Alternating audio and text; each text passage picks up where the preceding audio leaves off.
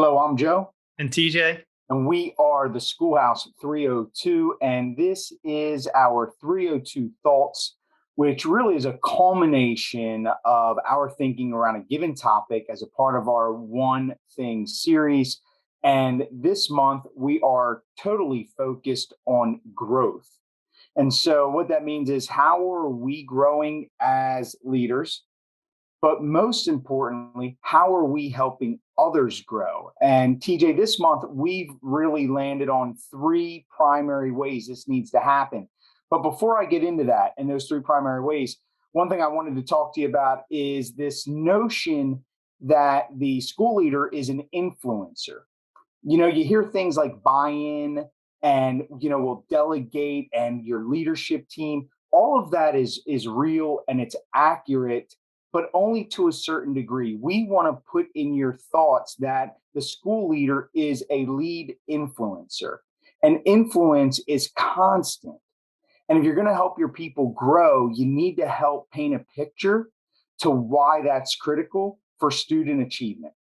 And if you don't do that well as an influencer, you're always going to fall short. And we sometimes feel like, oh, you got to get buy in.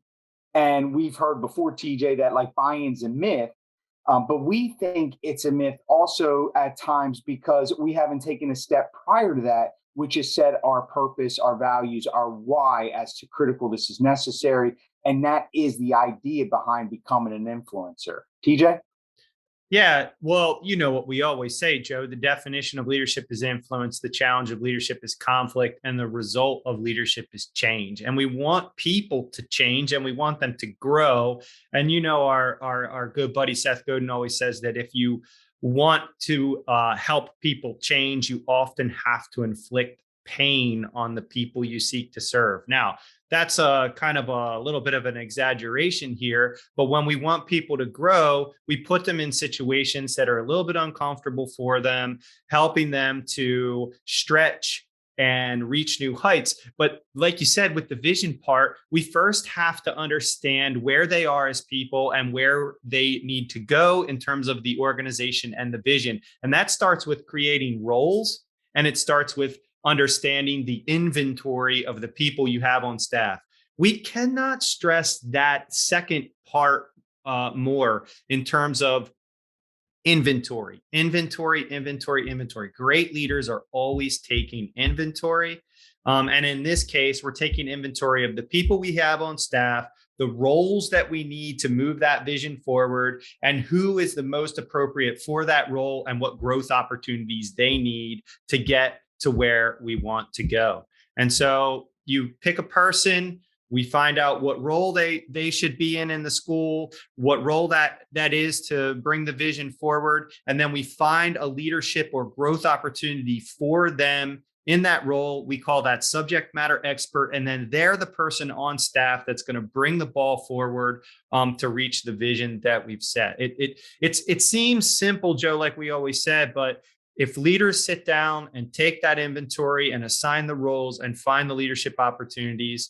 And here's a technical tip. We often send people to conferences in hopes that they will grow from that experience. And that can be true, but it's far more intentional in terms of what we're talking about here, meaning you send the person to the conference and prior to releasing them out into the sea of different sessions that they can take and just hoping that they learn something that they'll bring back. We actually sit with those folks and say, all right, which sessions are we going to? Why are we going to those sessions? How is that going to support the vision? And what do we think we're going to get that we can bring back to the general staff afterwards?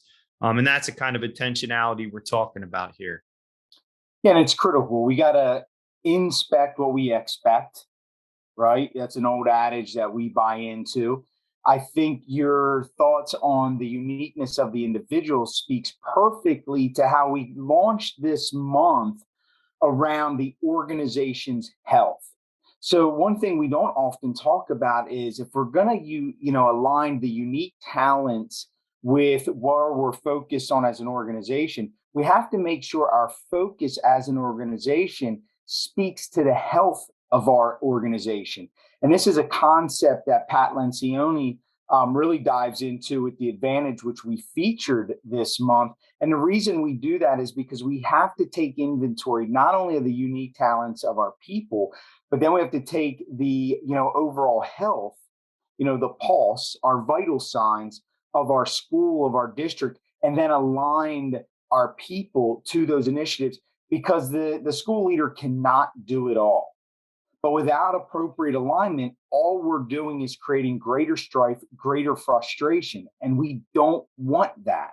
So if you want to start moving with speed, with accuracy, and harnessing the talents of your people, which then helps them feel more vested in the school, which means you're going to have greater retention rates with your staff, that's when we start to see real progress in our schools. It's not easy, but you're right. Take inventory, take inventory of the school, and then really create that alignment. Yeah, and I think it's essential what you said there at the end, and we could link to our reps survey for anybody who's interested. But you really do also have to measure whether or not people feel that they're growing in their positions, and measure aspects of the culture that might otherwise be elusive if we don't have the data in terms of teacher perception and staff perception, in this case, specifically around growth, but any other number of things, including innovation, which we're going to touch on next month.